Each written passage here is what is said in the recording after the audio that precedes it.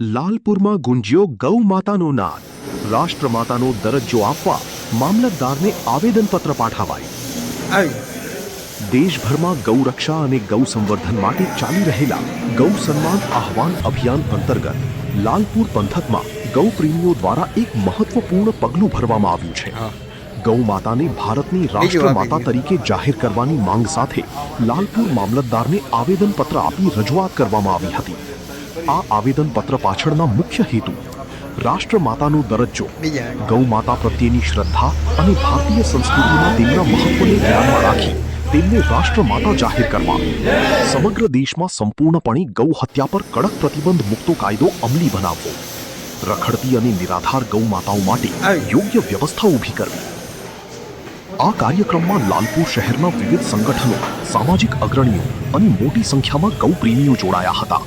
મામલતદાર કચેરી ખાતે એકઠા થયેલા લોકોએ ગૌ માતાના જયઘોષ સાથે વાતાવરણ ગજવી મૂક્યું હતું.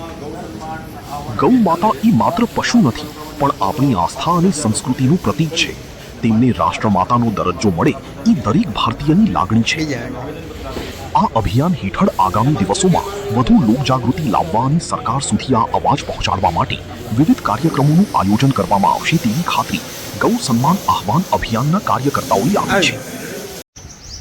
જય ગૌ માતા, ભારત માતા કી જય.